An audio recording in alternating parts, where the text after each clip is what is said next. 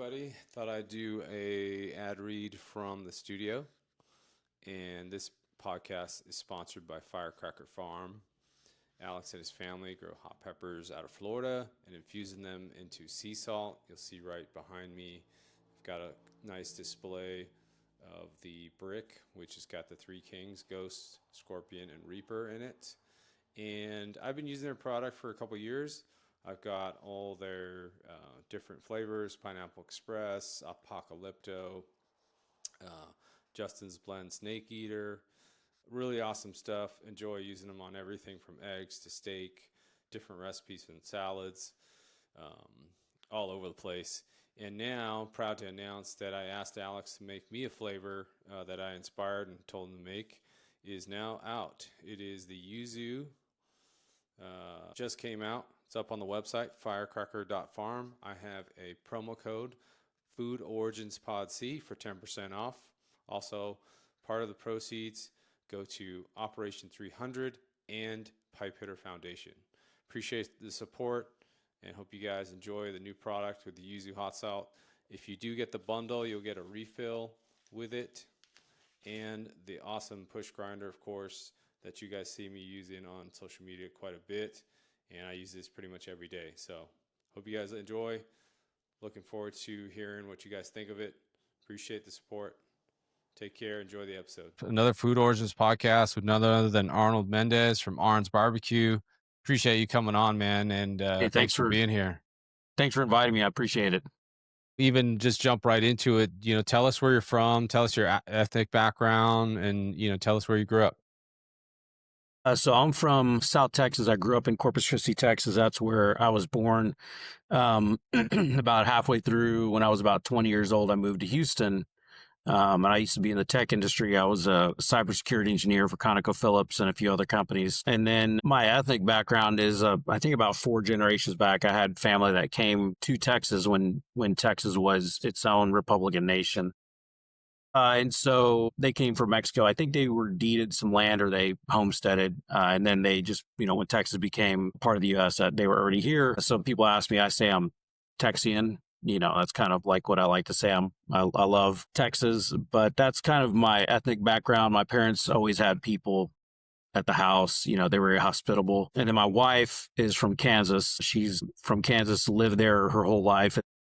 After we met, she moved to Houston. She actually went to Houston to attend morticians as a college for morticians. So that's what she is by trade. She's a mortician. My background, I was a cybersecurity engineer. So that's kind of the quick and short version of, where I'm from. Yeah. And, going back all the way back to when you were growing up in Texas, what's some of your earliest taste memories or things you ate growing up? So I thought about this question because I watched a few other podcasts of yours, and that was one of the questions you asked. And I had to kind of think about it, but one of the first taste memories I have is of rice atola. It's like my mom would make it, and I especially remember when it was cold because I grew up in a house that didn't have heating, didn't have air conditioning, barely insulated. So the summertime was really hot in our house. Winter times were it doesn't get as cold as it does up here in Montana, but, 35 degrees with 95% humidity is cold. And my mom would make that. And basically you take leftover white rice and you mix it with milk. You put it in a pot, you reboil it with some milk, you put some cinnamon, some sugar in it, and it's something you eat in a bowl. And it's really, really good with just buttered toast. And I remember those winter mornings. That was one of my favorite things my mom would make. And that's one of the first things I remember. She probably made it for me when I was pretty young. But she couldn't make it enough times during the week. Yeah, if it was there, I was eating it. And that's still one of my favorite things to eat, when I go down, if my mom's making it. That's awesome. And what about your first experience into liking to cook? Do you remember any time that kind of occurred? Yeah, I do remember my mom would, she would have she would teach an exercise class during the summer. And during the summer, we were kind of, she would make breakfast. We were kind of left on our own, not in a bad way, but I think more in a way of teaching us how to be self-sufficient. We were responsible for lunch unless she was in there, unless she wanted to make some sandwiches or something. But we would, I was never told I couldn't cook something. And I remember she had these cookbooks and I pulled one out and I was going to make a souffle. It just looked cool. The pictures looked great and it was a really bad failure. But that's one of the first things I remember trying to make as a kid, besides eggs and stuff like that. And then I remember one day kind of looking through what we had ingredients wise in the kitchen and what I could make. And one of those things was a custard, vanilla custard pudding style. And I made it and it turned out great. And I really liked it. And that became one of the things that I would, make whenever I just wanted a snack. And it was like a 2.5 hour process. You let it chill and this and that. But it was a little complex. I'm guessing I was maybe 9, maybe 10, somewhere around there. And I just remember being really proud of this complex thing that I made, and it tasted really good too. And that was something I really enjoyed. And that's kind of when I really started to enjoy cooking. And and then the second part of that was I really enjoyed cooking because it brought people together. And my parents always, every Friday night, every Saturday night, had people over at the house, big groups of people. And, my dad would cook out in the back. And that's kind of when my love for cooking started. And when I figured out you could bring people together with food, I think that's really when it started. Hmm. For sure. Do you remember the first time you had barbecue? I don't. And I think that's mainly because my dad, they were always, every Friday night, Saturday night, it was a barbecue.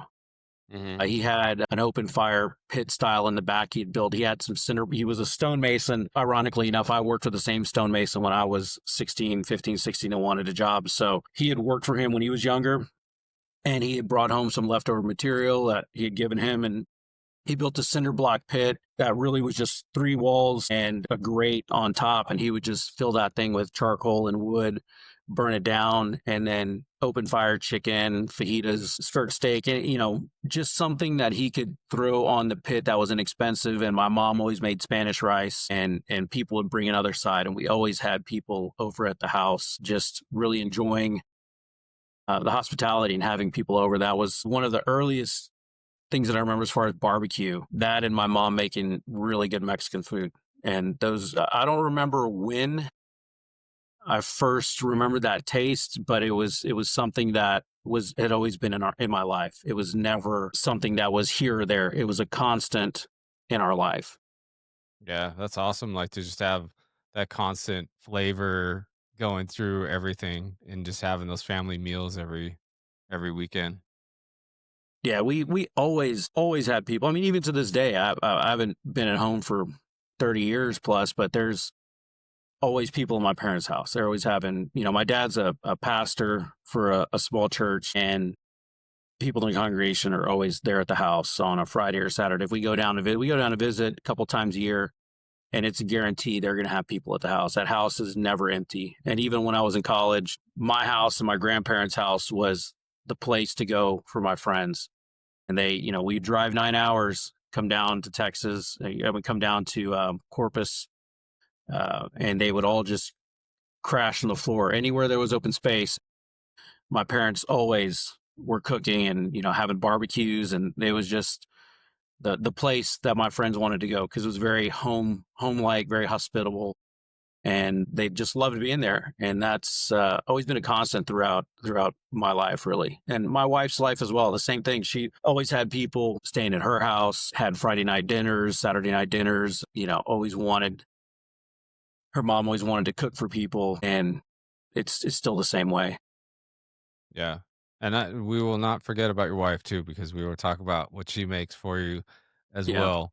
So we'll get into that. But what, kind of take me through. So, you growing up with awesome, influence of food. How did you kind of, you got into, I think you were doing engineering security. So kind of Yeah. take me through how you got into that and then kind of your intro to Texas barbecue, traditional Texas barbecue, and then kind of tell me, how we ended up with a barbecue truck in Whitefish, Montana. So kind of take me Yeah. through kind of your little bit of your career and how we ended up here and some of the influences Yeah. that you had in Texas. So in 2000, I was got a job working for ConocoPhillips, and I was one of their lead cybersecurity engineers. And did a lot of stuff for their trade secret, eVault, and stuff like that. Uh, and about 2003, I kind of was sick of wearing a suit to work and the corporate environment. It wasn't really something I wanted to spend long term in. So I started a couple of different businesses, and one of them, we would set up construction cameras around the United States. That was pretty decent. We sold that one to a company called OxBlue in 2007 or 2008. Long story short, I did a few other things, but during that time frame when we were installing those security cameras, they're not security cameras, they're high resolution. At that time was a 35 millimeter DSLR shooting time-lapse footage of large construction sites. So we had one out in Austin at AMD. They were building a new chip facility, and we had a couple of cameras that they were documenting the construction with. We had gone out there to set one up, and my wife would go with me on these installs and just to help us bring in a little bit more money. And we'd finished this job early. We were headed back down to Houston, the spring area where we were living. We decided we had extra time. We decided to make a detour through Lockhart and grab some barbecue. It was just simply to grab lunch. I'd been smoking some brisket and doing, some of the things, but it was more like my dad's style. It was open fire, a lot of hot fire cooking. And so we stopped in Lockhart and look, there was Black's Barbecue, in the original building. There was Schmitty's, there was Kreitz. Those were the three, and they were all three within like walking distance of each other. So we just picked one, and we ended up going to Black's. And we walked in, and it wasn't empty, but it wasn't busy. So we were able to get right up to the counter and order some brisket, some sausage, a few other things, and sat down. And I remember taking one bite of that brisket, and I was blown away. I'd never had brisket taste like that. I had friends, parents make brisket, dads make brisket, but it did not taste like that. And I was simply flabbergasted that this cut of meat could taste like this. So it was rolling around in the back of my mind, and it started something where I was like, I got to figure out how that is done. And YouTube wasn't too big at that time. You could search for stuff. You might find a few pit masters showing you how to do so, but it was something I had to figure out by myself. And that was in probably 2006, 2007, before we sold the company. Yeah.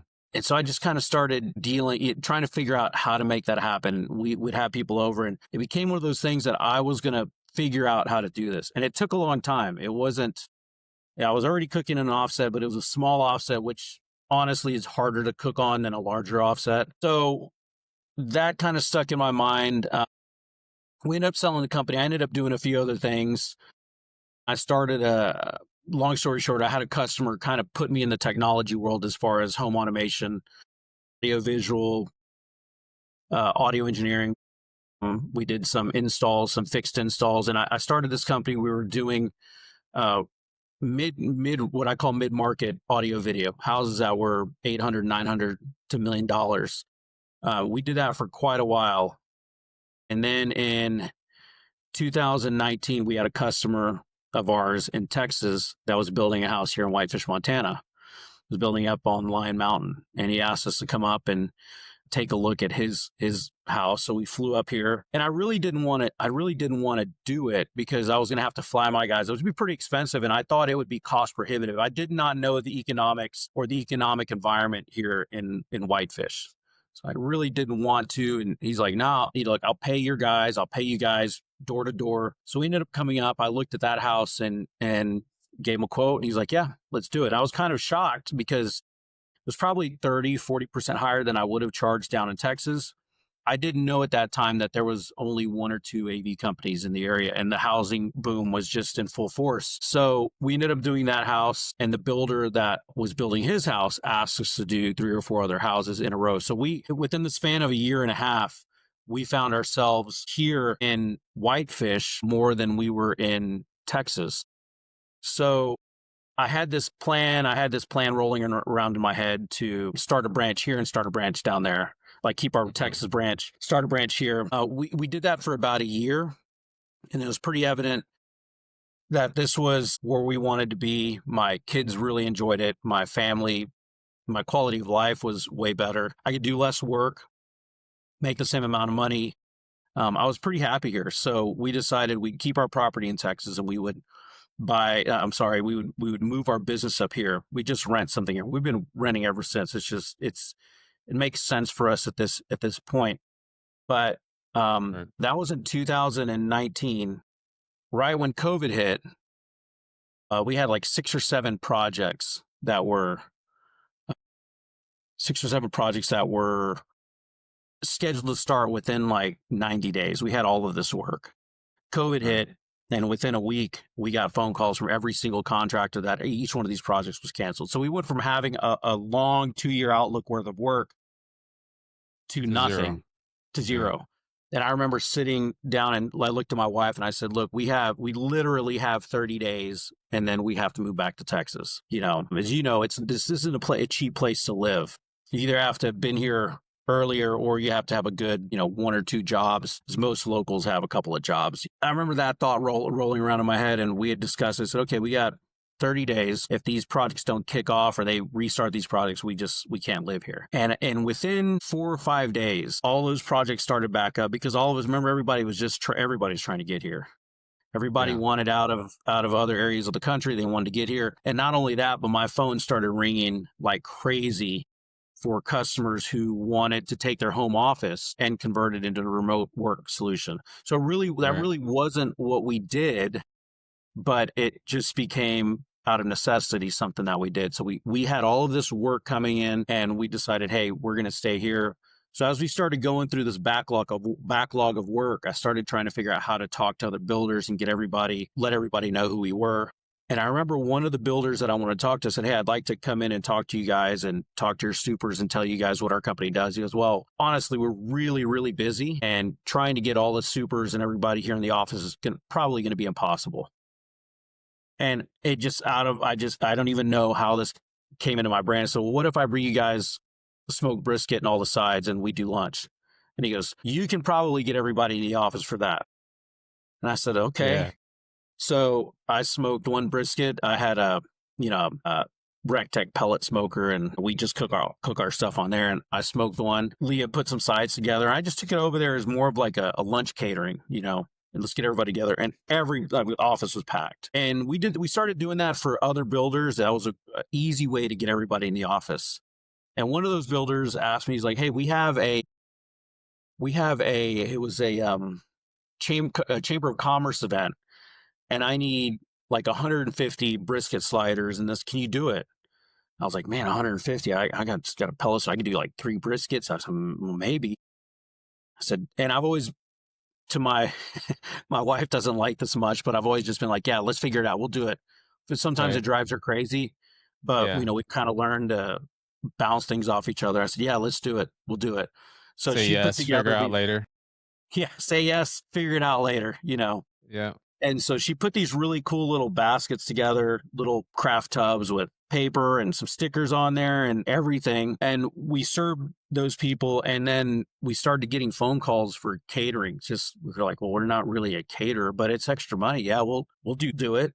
So we started doing all of these small little events. And then we had the opportunity to serve at the Big Sky Music Festival. We got asked to do that. And I had no idea what the Big Sky Music Festival was. I thought, I thought it was like a bluegrass festival or something. I hadn't even looked it up. Right. And I remember the guy that asked us to serve, I said, as he was walking away, I said, yeah, we'll do it. We'll just get a pop up. And he turned around. He's like, you don't understand. We have 60,000 people that come here over the next 3 days.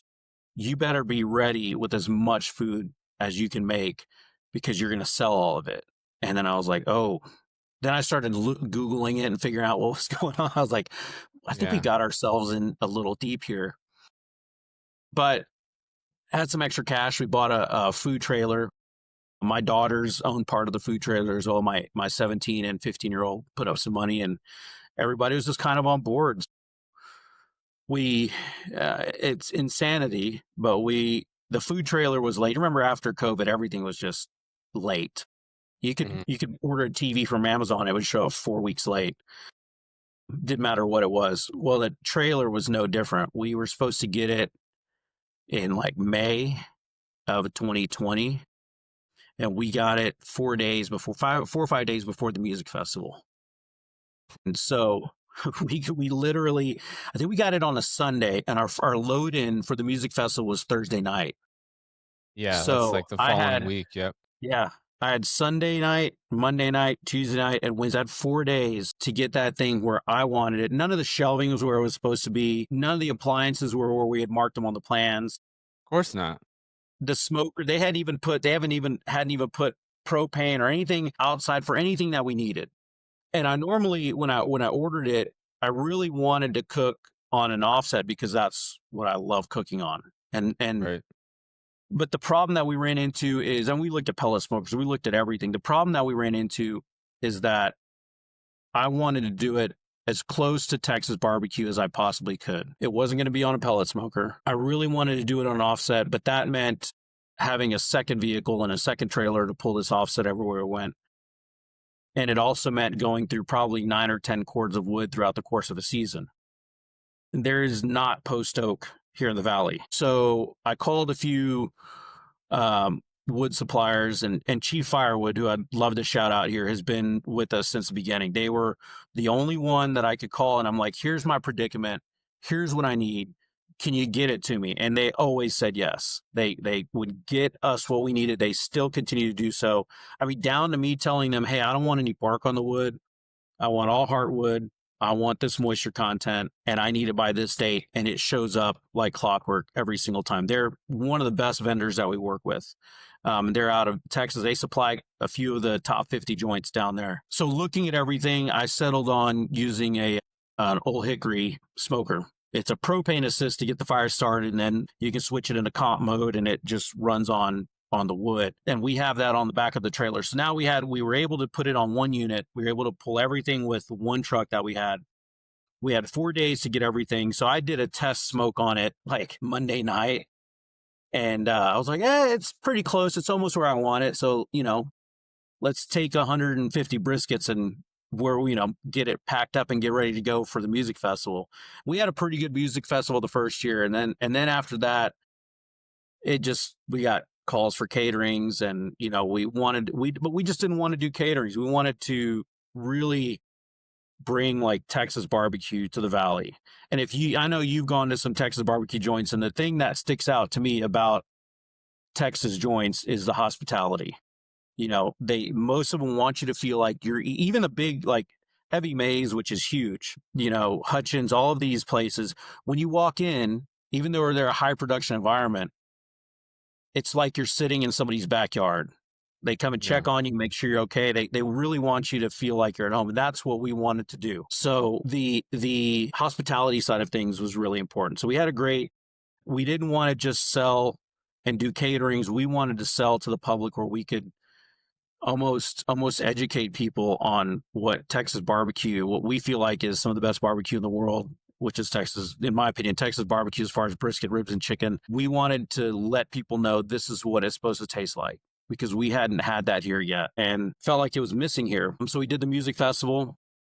After that, people called us for catering and stuff, and took us a few years of really setting up in at one place at least once a week to really get our following. But that's really kind of how it was. Totally accidental.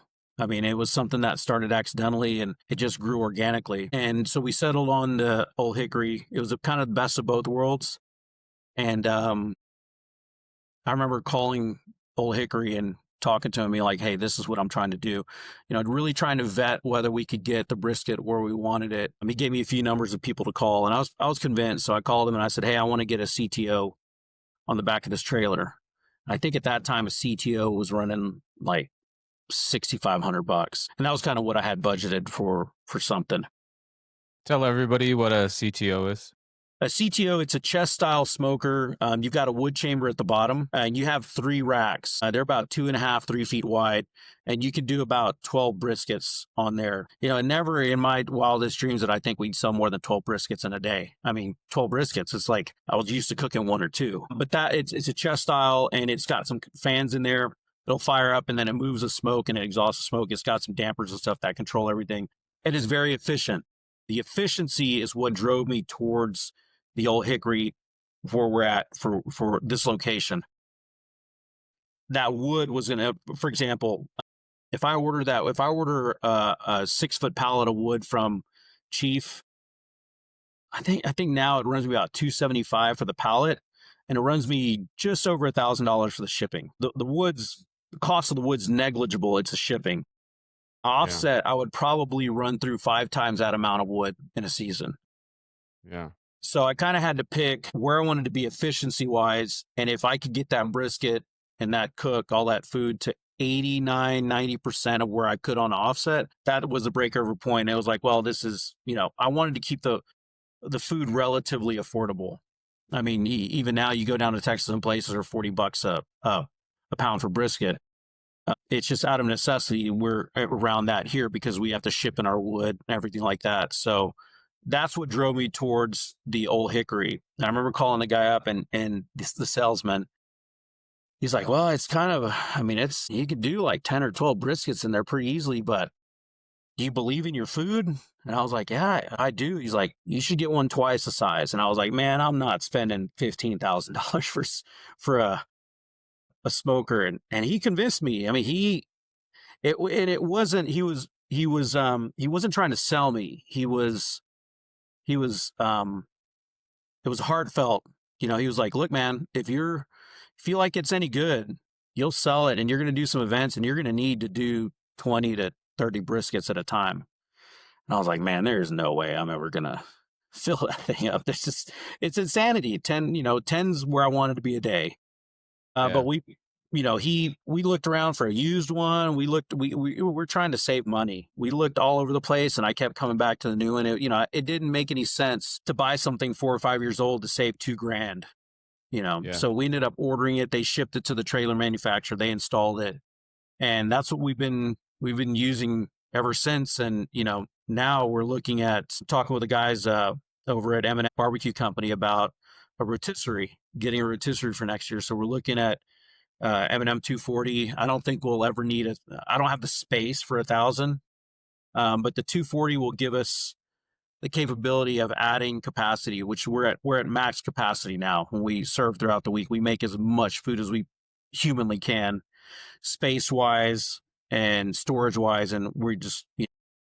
When we start our service on Sunday, so we're using every single square inch of cold storage, and then by the time we finish on Monday, it's just like empty. So we're looking at adding an M&M. I got to talk to those guys a little bit more, but we'll probably order one of those this off season and pick it up on the way back up from Texas towards the beginning of next season. So that's a plan. That's how we got here. That's how we ended up being in the Flathead Valley. It was total accident, but it's been a pretty good ride so far. We've really enjoyed it.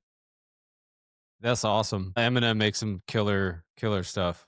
And getting to, when you got here, what was some of the, I'm going to get into, your style of barbecue too, but what was some of the biggest challenges that you faced kind of growing business up until having to open the truck? The biggest challenge that we've always had is logistics. Anybody who's in the food truck world or the food trailer world knows that it's always like a game of Tetris. What can I fit in the trailer? We have a commissary. What do we got to, I got to go to the commissary. Oh, I forgot a box of potatoes. Now I got to spend 20, 30 minutes going to get this box. It's just time and the time constraints and making sure you have everything you need on the trailer. And for us, it's always the first 3 weeks of the season is always growing pains because we're growing and selling more food. So the first part of the season, it's always trying to figure out how are we going to maximize our time, maximize our space, maximize our storage. And this year it was all like our biggest pain was storage. We have a commissary with a double wide and a walk-in over there that we can use. And then here on our truck, we have a full fridge. And then we have our sandwich station where we keep all of our condiments and everything. And then we added an under-counter fridge and a work surface. So it's just playing that Tetris game, trying to figure out where everything fits and where you can maximize your time and effort, because it's nothing's more disheartening than you think you're finished at 2:30 in the morning and you want to get 5 hours of sleep before you start, you have to be at your spot on Sunday morning. And you're like, I got to dice 50 pounds of potatoes that I forgot about. And I forgot the box and it's at the commissary. Now I got to go get it. And I got to come back. And, these things are the things that really kind of wear on you. You get used to the flow. You get used to the time. It's the little things that you forget about that really wear you out. And so every year we've tried to mitigate that. Like last year, at the end of last season, we bought a Roboku that dices and slices, and it's been like a shout out to Roboku, man. I mean, without that thing, and everybody, my friends that are in the food truck world, they accuse me of being a commissioned Roboku salesman, but I'm not. It's just you gain It so much works. time. Yeah. Yeah. Unbelievable. I mean, just we use it for, and I love my wife to death, but she will use every single waking minute of our time to improve her sides, which is fantastic. I've learned not to complain about it. Like, hey, let's buy this Roboku. And now instead of slicing these jalapenos by hand and slicing these red onions by hand, we'll just run through here and we'll save an extra hour and a half a day. And then she's like, great, I got an hour and a half. I want to make strawberry pie. And I'm like, okay, fine. But that Roboku has allowed us to do things that we couldn't do without it, Yeah. from our potato salad to our jalapenos, our pickled onions, our pickles, all of these things she makes fresh every week, sometimes twice a week. And we can do it because of that machine. And so we try to find these little tweaks that we can do to our workflow and our process that give us a little bit more time to improve everything. And that all flows downstream. You have a little bit extra time that you're sleeping, you have a better service. You have your sides taste a little bit better. All of these things add up, and that's really, for us, it's a challenge, but it's part of the food truck world. I mean, that's the way it is. Yeah, and shout out to her. The sides are delicious. The desserts are delicious. I've had them several times. And also, like, it also completes the package. You can have great barbecue, but you don't have sides to go with it. You're kind of like, cool, I got good meat, but I need the full package. So what would you say is your style of barbecue, and kind of, what makes Arn's barbecue kind of stick out? So there's all of the joints, and I really I don't consider us part of anything but Texas barbecue. It's where my heart and soul is as far as barbecue. And I think my wife would say the same thing. And just to go back real quick to what you were hitting on the sides, she's always said that, yeah, like barbecue is great. I like it. Most of the joints we go to down in Texas are all great barbecue. The brisket's great. The chicken's great. Everybody's got a little style, their own twist on it. But the sides are what, in her mind, are what stick out and make like, yeah, I want to go back here because their sides are unbelievably good. Or I want to go back over here because their pickled vegetables are out of this world. So to her, it's always been about the sides. Her entire world is in those sides, and she wants to make those as best as she can, and she wants them to complement the food. Your brisket's rich and fatty. Your turkey's a little salty and peppery. All these things, every side that she makes is made to complement that in one way or the other. And I'll give you a perfect example. When we started doing coleslaw, she's like, I'm not going to do a mayonnaise-based coleslaw because everything we have is already fatty and rich. So our coleslaw is going to be a vinaigrette-based coleslaw, and it goes with, doesn't matter what meat you get, what protein you get, it goes with it. And it complements the flavor of the meat, and it helps keep everything bright and clean, and it helps everything pop. And she's really good at doing that. I mean, I always joke, I could sell brisket all day long. I'd sell a third of what I sold if we didn't have her sides, because the sides make everything, I don't want to say more palatable, but it goes and it makes you want to keep going and keep eating. And with her stuff, she does a phenomenal job. She puts a lot of love and care into what she makes. She does a It great job. shows. And I think you're just trying to say, like, it just balances everything out. You have this Yeah. heavy protein, and then you got this nice, sides to just balance your palate out. Yeah. So, yeah, exactly. That's exactly what I'm trying to say. And so the question you asked as well was, what's our style? So I love all of these barbecue joints, and I go to some of these places. I'm like, what they're doing is unbelievable. All of, they're elevating Texas barbecue higher. You got, like the Burnt Bean Company. It does these things that are unbelievable. So we consider our stuff just super classic, super simple Texas style, Central Texas style barbecue. It's salt and pepper. And when I say salt and pepper, I don't mean like we've got some seasoned salt in there. Really, it's salt, pepper with the little mustard slather to get us the binder, get everything bound up the way we want. Our brisket's super peppery, salty. Turkey is just a simple peppered turkey. We do a lot of chicken. We do a lot of smoked chicken, which surprised me. I mean, that we sell out of our chicken really quick every time we open up. And we always have on the weekends, Sunday, Monday, we do dino ribs, which is kind of a Texas specialty. Big dino ribs. And then if we're serving at the rodeo on Thursday, we do beef back ribs. They're less expensive, gives people a chance to try ribs without having to spend, $40-$45 a pound for a big giant dino rib. So we do a lot of those. And then our sides are classic: coleslaw, potato salad. During the winter, if we do some service during the winter, we'll do barbecue beans, we'll do mac and cheese, she'll do cream corn, and then we do classic banana pudding that she makes from scratch as a custard every day that we serve it. She does it the night before.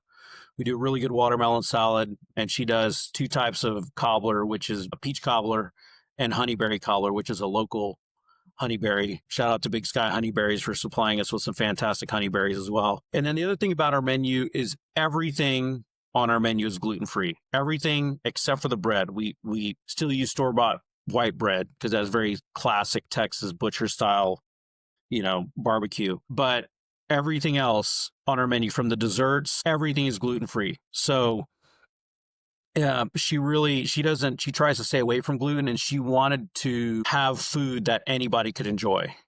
Yeah. And so we have a pretty good following of people who are gluten-free, and it's, because she puts a lot of hard work into figuring out how to make these things really, really good. And she does a great job. So that's a big thing for her. And then no seed oils. We don't use any seed oils. We use tallow. When we do our stuffed baked potatoes, we rub them in beef tallow that we render out. We use avocado oil and avocado oil mayonnaise. And that's it. We don't use any seed oils in anything. And that's because she wants to serve people the way she would serve her family. That's basically what it comes down to. And then how about, are you able to locally source a lot of your stuff? We source our honeyberries locally. We source all of our cabbage and slaw, everything, the cabbage that we use to make our slaw.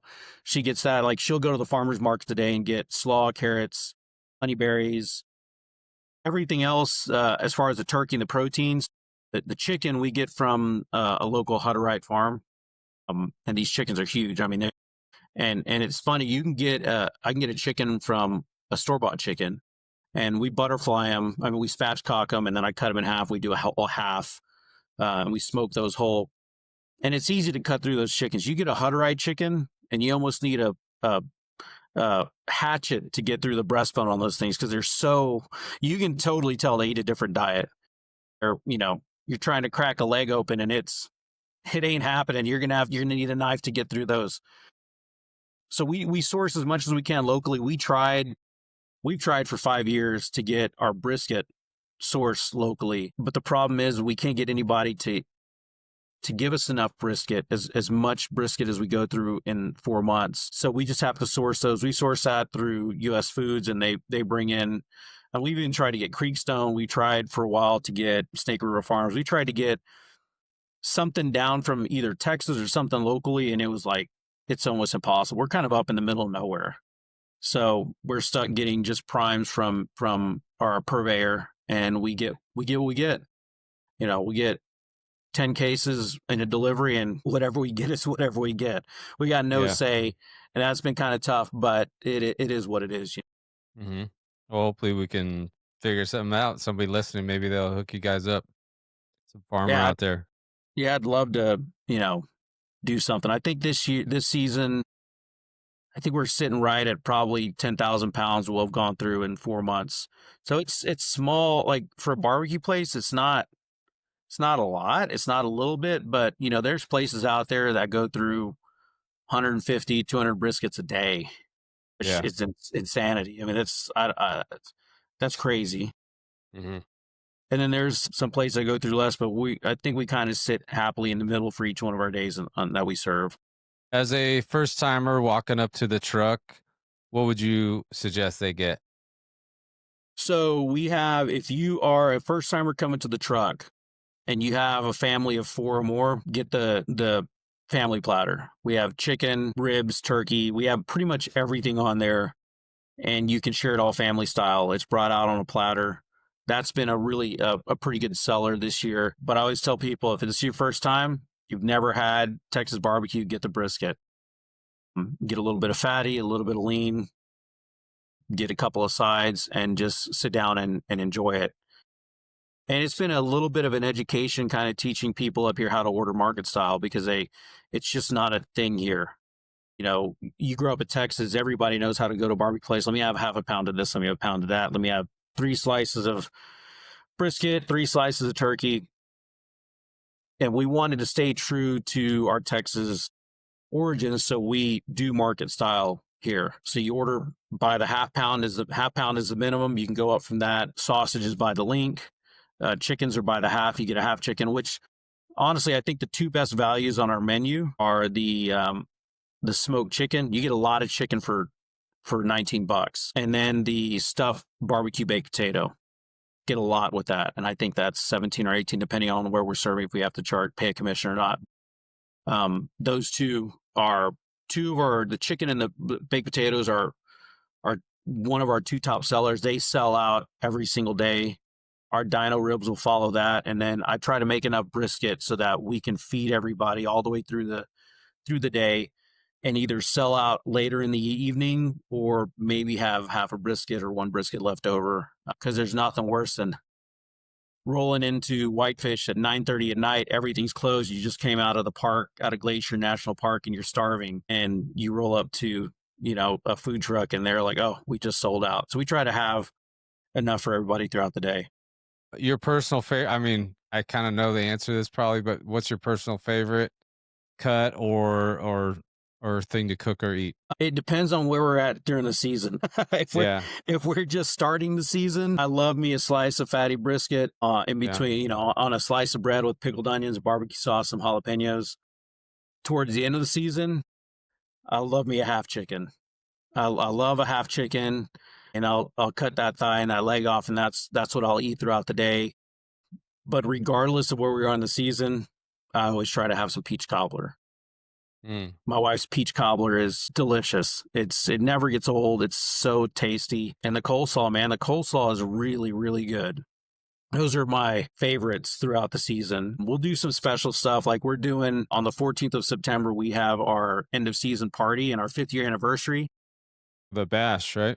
Yeah, the backyard barbecue bash. We'll do that on the 14th, and people can pre-order some range Montana Wagyu tomahawks for pre-order. We're going to smoke those, and then we'll finish them on live fire. And then it's the one time of the year I get to do Texas style barbacoa. We'll do cheeks. If we can get tongues, we'll do tongues, but most of the time it's just cheeks. We'll do some cheek meat, and then we'll sell that with a couple of tortillas, some pico de gallo. And, that's kind of reminds me of being down in Texas. Anytime I'm down there, I go down to Signs Meat Market and get me a pound and a half of barbacoa and stack of tortillas and onions and cilantro and some hot sauce, and I'll go back to the house and just pig out. Yeah, that sounds fantastic. Yeah, the barbacoa would be awesome. Good, some fun questions too, but what has tending a pit taught you about patience? Tending a pit and being patient go hand in hand. I have to do less of that here because I run on the Old Hickory, which once you get it set up, it pretty much runs itself. I usually go to sleep about 2 a.m. and I get up at 7.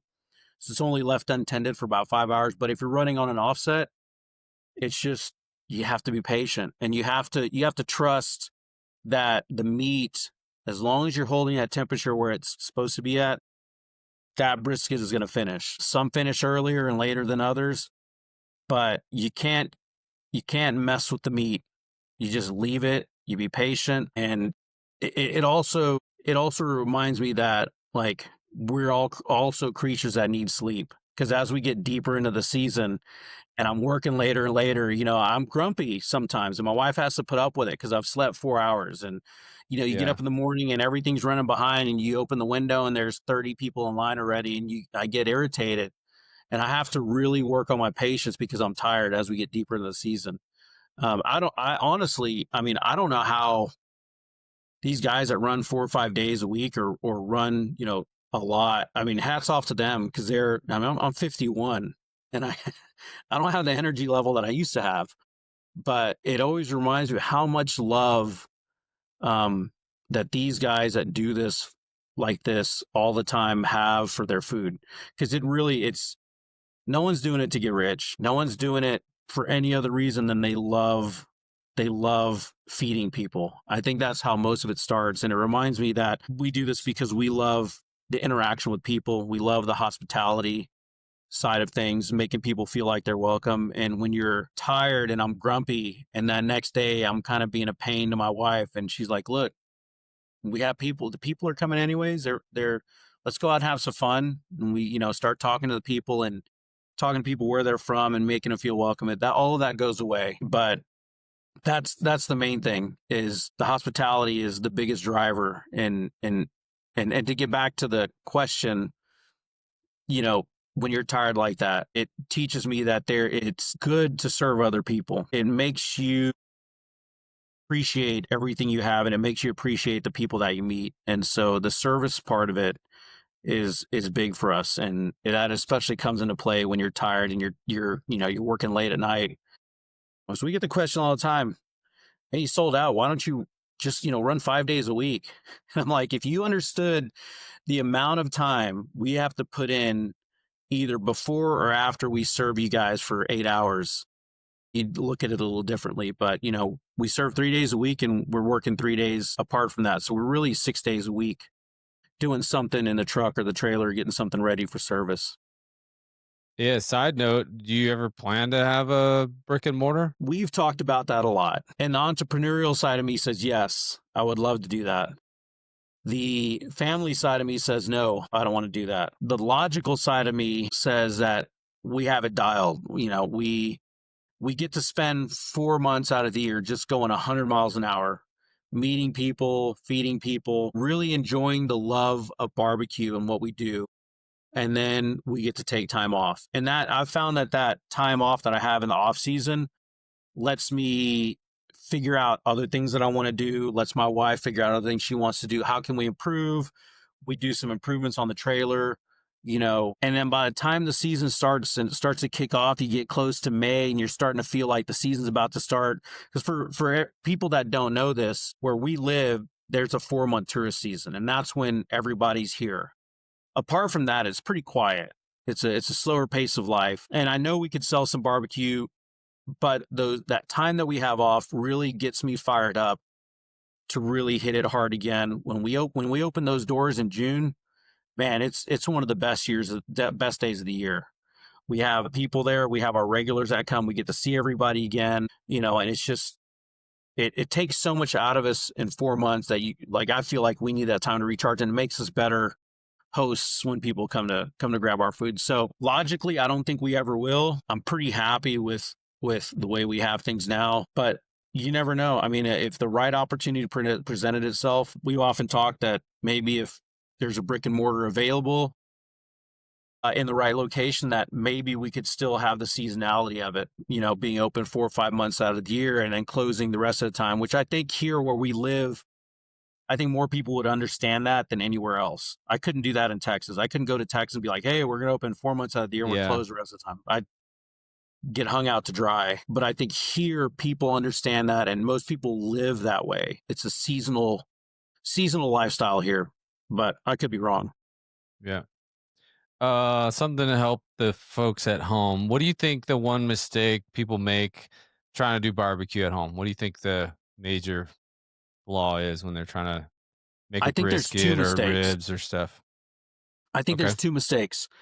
I think the trim is important, but I don't think for a home cook it's as important as it is for us. The trim is part of the equation, but the two biggest things that I see people do wrong is, one, they don't just leave it alone. Just get it in the pit and leave it. Don't touch it. We do ours a little bit differently than most places do. We don't wrap ours until it's done. We wrap it after I get the bark and after it's completely finished. I have a super crunchy, super hard bark. And then I tallow it and then I wrap it and then we rest it. I don't wrap it at all during the cook. But apart from that, I think most people, they mess up in two places. They don't just leave it. Just put it in the pit. Let it do its thing. Stick a probe in there, leave it alone. When that sucker hits 195 degrees or 192, Go probe it. And all of a sudden they're going to find that it's just super, super soft, like you're going through butter. Then take it off, wrap it any way you want. You can use foil, you can use paper. There's no right or wrong way to wrap. It's all individual preference. Wrap that sucker and rest it. The longer you can rest it, the better that brisket's going to be. That rest will fix in my opinion, will fix a lot of problems that you've had in the cook. But you're never going to get that finished product you want unless you just leave it and you let it get to temp and you let it soften up and render that fat and all of that connective tissue and all that collagen inside that brisket.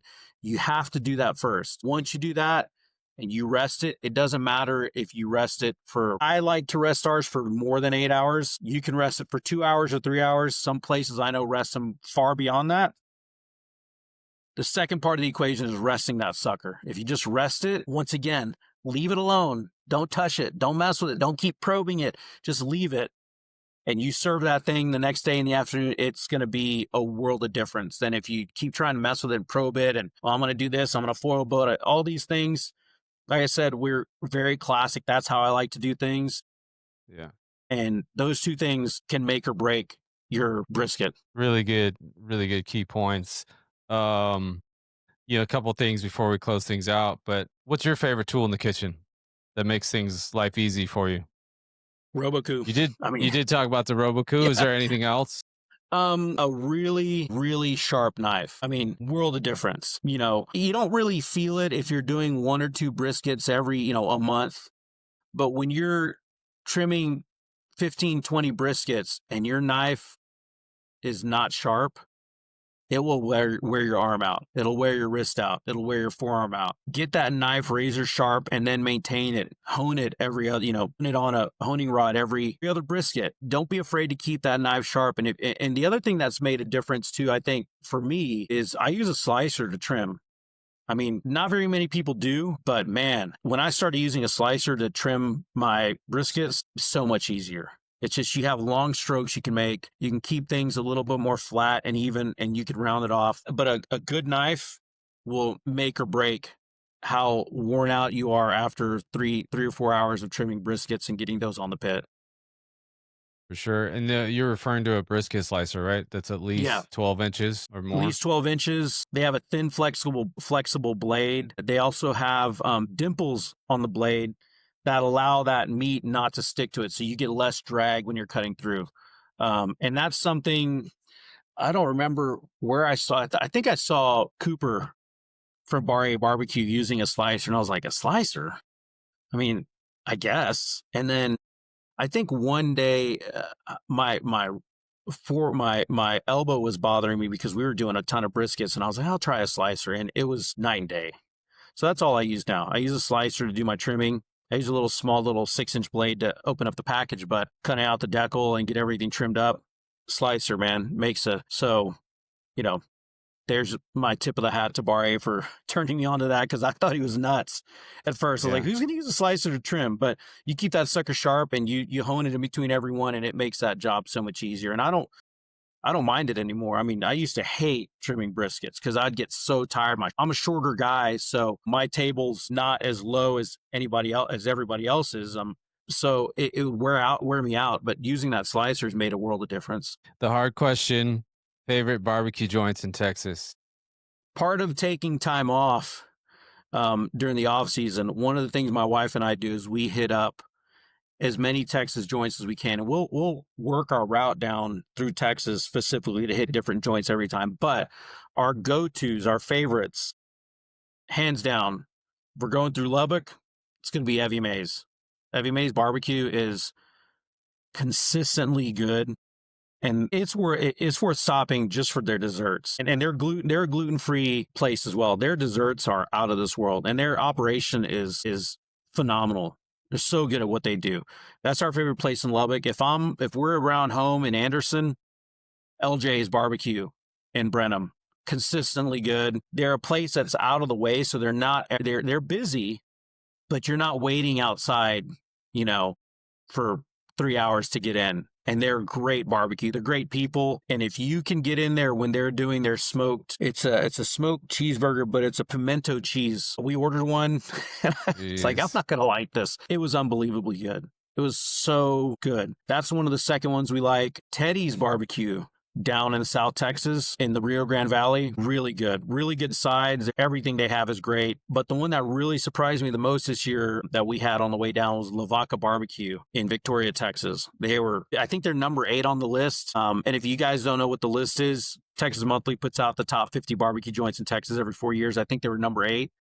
And it was well deserved. Their stuff was really good. If we're in Montgomery, we'll hit up Bar A. They're really good. I think they made the list this year. I don't know what number they landed at. I'm trying to think if there's anybody else, but those are consistently the spots that we try to stop at on the way down. And then if you're in Waco, the Killeen area, got to hit up Rossler's. They're in a trailer. They're one of the few that are still in a trailer. You got to hit them up. Those are our top spots to stop and have barbecue. I know it's not just one, but they're all different. They're all a little bit different and really good.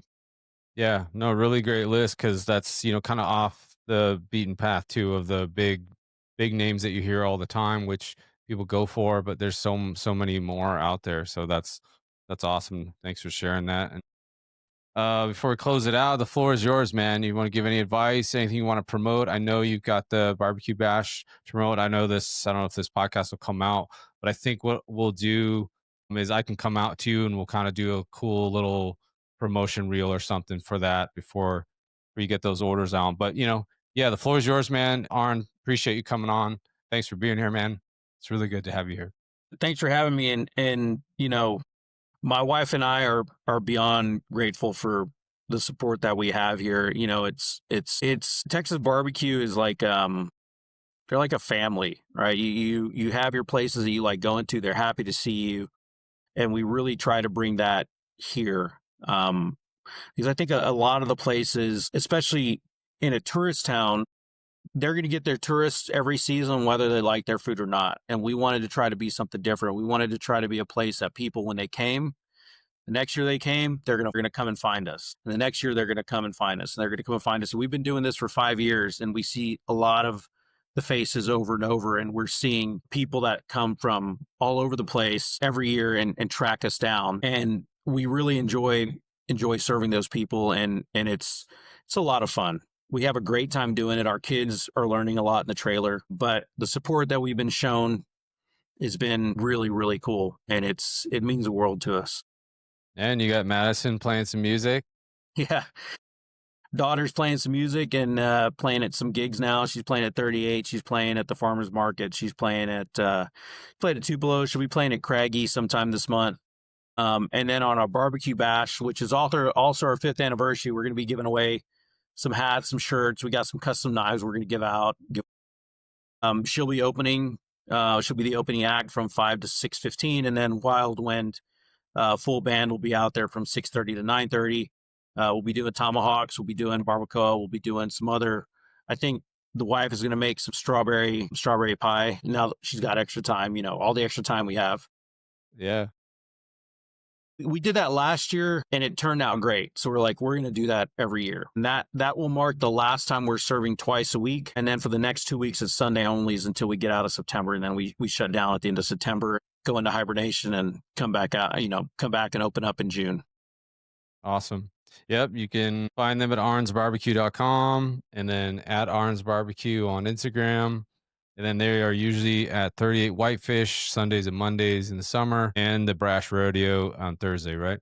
Yes, sir. And this, I think by the time this comes out, the Brash Rodeo will be over, but we'll have some Sundays available. And then we're also, one thing we changed this year too, is we can't get to a lot of caterings, but we will pre-package everything. They can pick it up either hot if they're serving the same day, or we show them how to reheat everything so it comes out the way that it would off of our pit. Perfect. Awesome. Thanks, Arn.